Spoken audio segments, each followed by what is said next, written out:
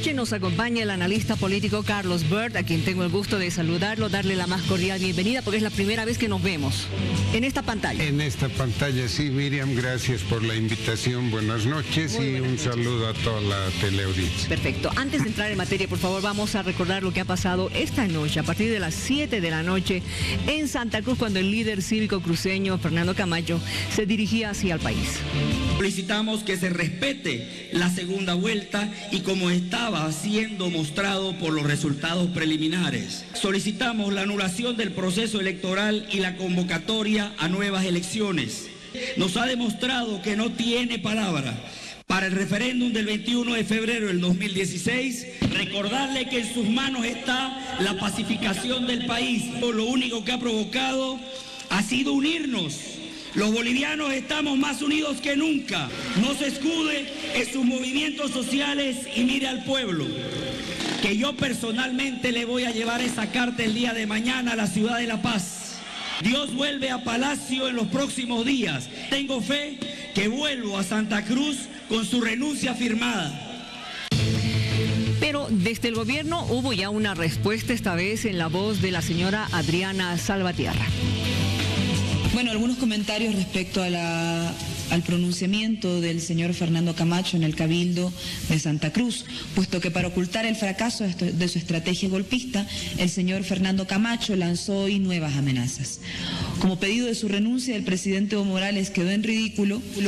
Esta vez lanzó una serie de amenazas para dañar el país y para dañar la economía, como la toma de instituciones, el cierre de las fronteras. Y en el fondo, lo que ocurre es que el señor Camacho optó por una línea radical y le vendió a Santa Cruz la idea de que iba a ser fácil sacar por la fuerza al presidente Evo Morales. Y hoy, para mantener a los jóvenes movilizados, tiene que recurrir a medidas aún más extremas que también son inaplicables, como el pedido de renuncia del presidente.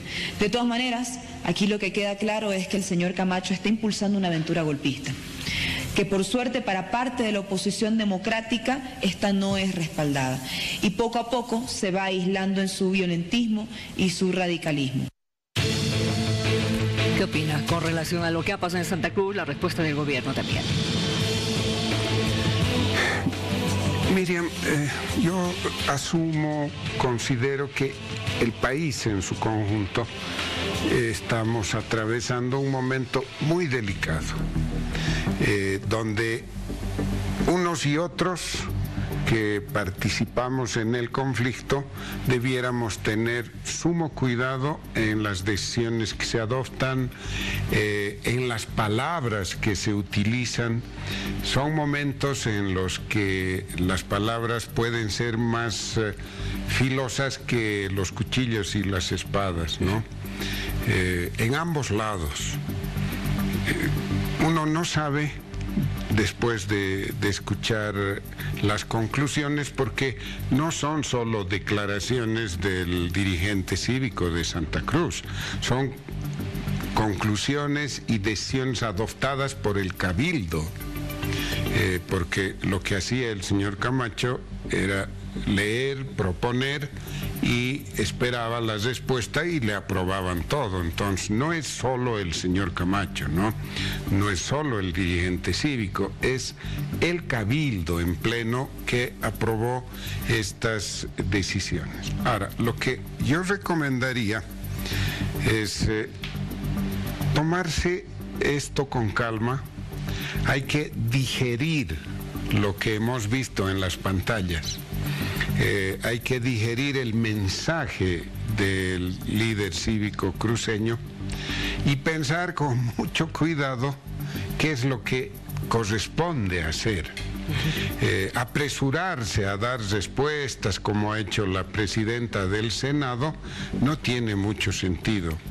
A ver, tomemos solo la parte que seguramente preocupa más a la población en general. Continúa el paro.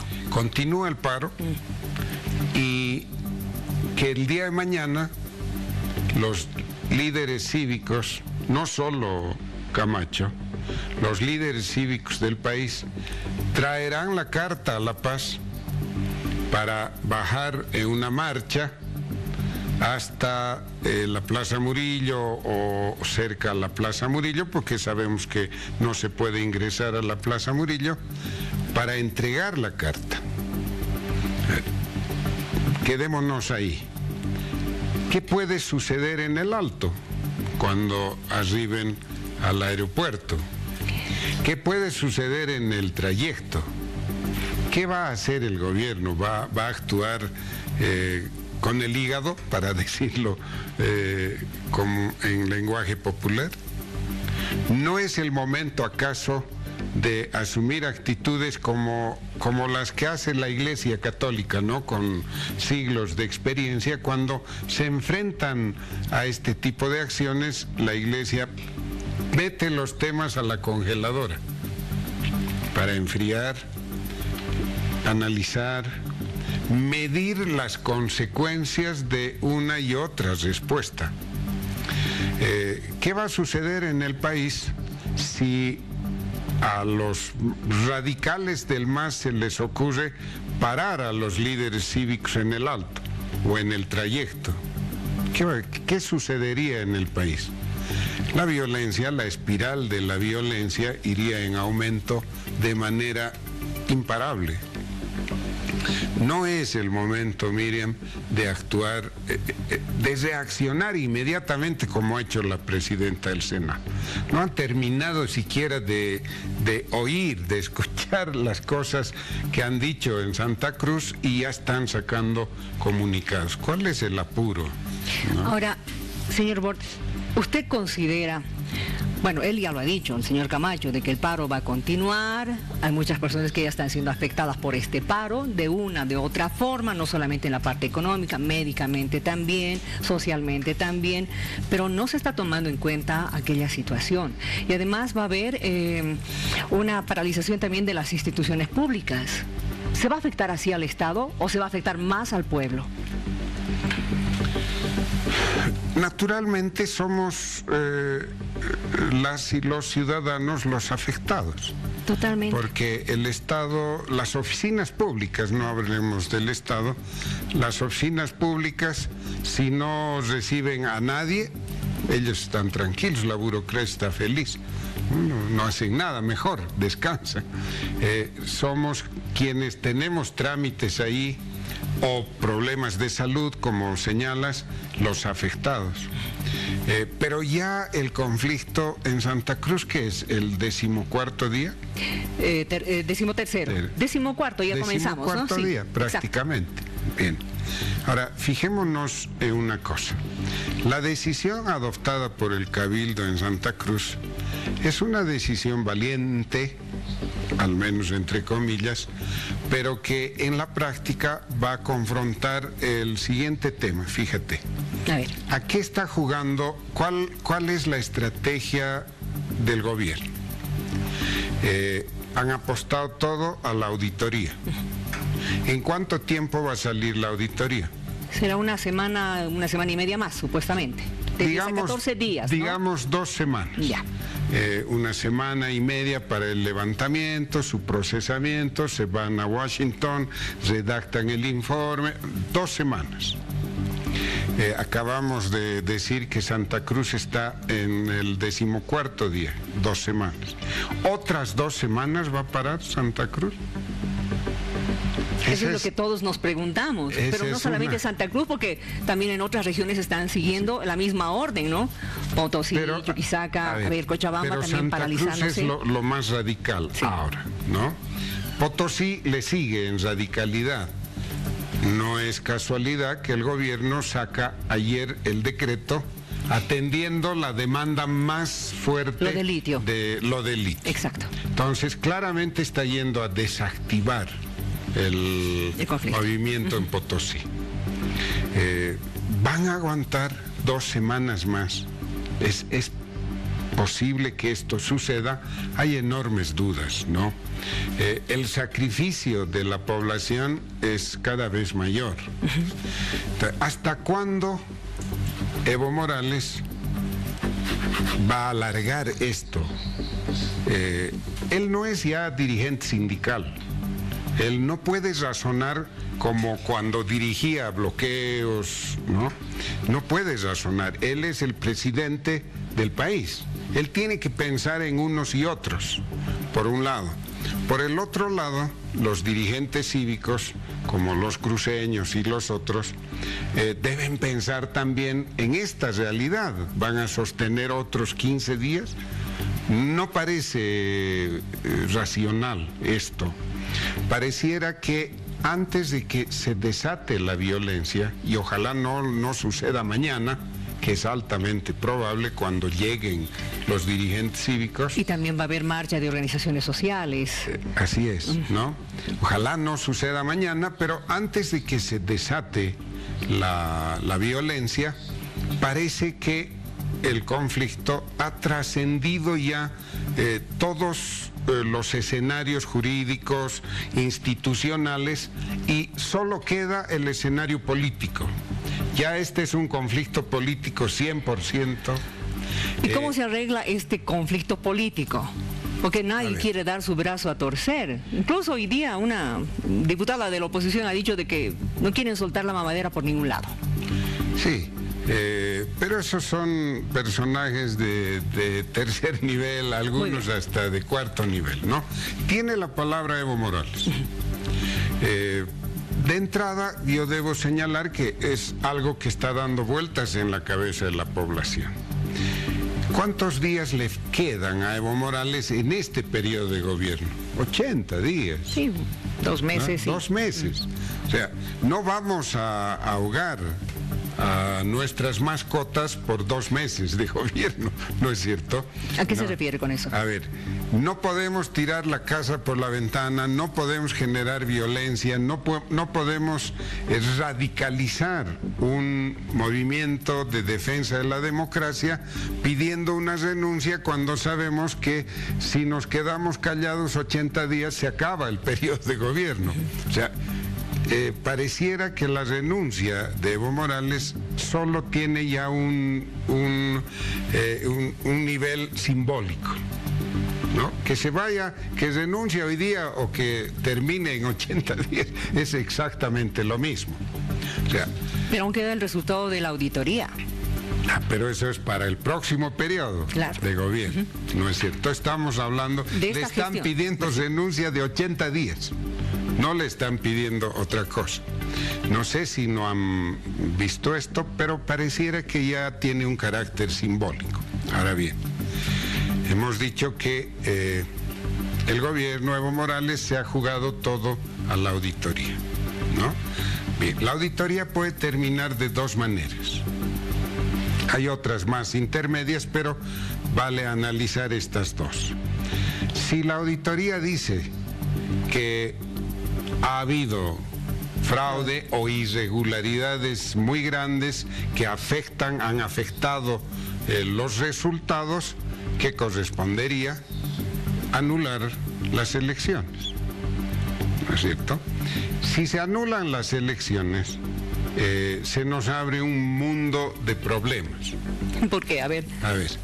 Si se anulan las elecciones, ¿cuándo se harían las nuevas elecciones? Que yo sepa, por lo menos son 6 meses para preparar. Digamos 3 meses. Ya. Digamos 3 meses. ¿Ya?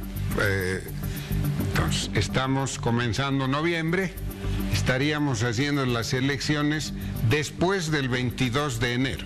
Exacto. Además, ¿no? Nuevo tribunal. Primero, después del 22 de enero, ¿no? Probablemente febrero.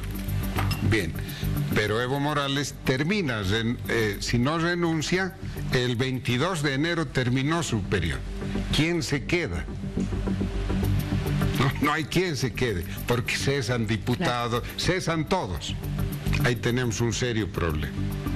Segundo problema, el tribunal... ¿Y el vicepresidente no tendría que ingresar? No, también se termina. Todos tendrían que salir. El 22 termina en su periodo, todos, ¿no? Diputados, senadores, vice y presidente. ¿Tribunal Constitucional? El tribunal queda, y el Tribunal Supremo, ¿no? Exacto. Pero en la línea sucesoria ya no figura el presidente del Tribunal Solamente Supremo. llega a diputados, ¿no? Solamente a los presidentes de las cámaras. Bien, ahí tenemos un serio problema. El otro problema es el tribunal electoral. Este tribunal ya tiene credibilidad cero. No puede dirigir ningún otro proceso electoral. Menos este, ¿no? El segundo, o si algunos todavía hablan de la segunda vuelta, peor. O sea, que hay que nombrar al tribunal con esta asamblea legislativa, donde el MAS tiene 2/3 y es el origen de los desastres. Parece que no. Pero entonces, ¿cómo se nombra? ¿No? ¿Cómo se nombra el nuevo tribunal? Ahí tendría que haber un acuerdo, ¿no?, entre los que participaron. Ah, sí. Bueno, estamos identificando los temas que exigen un escenario de concertación política para darle soluciones al país. Ahora, la otra posibilidad de la auditoría es que el informe diga que no ha habido fraude o que las irregularidades, que solo eso existirían, no tienen la magnitud suficiente como para alterar los resultados. Pregunta: en el escenario, en el imaginario social en el país, y esto lo vemos todos los días, se ha instalado ya la idea de que ha habido fraude. Sí. Esto no hay cómo lo saque. Pueden hacer 10 auditorías que digan lo contrario y la gente no, ha habido fraude. Bien, en esas condiciones pregunto: ¿qué va a hacer Evo Morales con su informe que dice que no había fraude? ¿Lo va a imponer a la población? ¿Lo va con la fuerza? ¿Carece de legitimidad? ¿La gente no cree en esto? ¿Lo va a imponer elevando el número de muertos, heridos? Y sabemos por la experiencia de 2003 que en la medida en que van subiendo las bajas, los muertos, los heridos, se enardece más la población. ¿Va a hacer eso Evo Morales? Bueno, la población, así como cree que ha habido fraude, aún sin probar, digamos, también ya habla de que no cree en la auditoría de la OEA. Así es, exactamente. Entonces, ¿a dónde va Evo Morales? ¿Va a imponer esta auditoría? No, todo nos indica, Miriam, que ha llegado el momento de abrir el escenario político. Y ahí hay ¿cómo problemas. Se abre y qué discuten? Es la pregunta, ¿no? Son las preguntas. Usted ha hablado de concertación política, pero en este escenario en el que estamos hoy en día, con lo que hemos escuchado en Santa Cruz, la posición de cívicos en otras regiones, el CONADE, por ejemplo, los partidos políticos de oposición, no creo que haya posibilidad de una concertación política, salvo que pase algún milagro. Yo no sé por dónde vendría ese milagro. Mira, voy a apelar a mi experiencia personal, ¿no?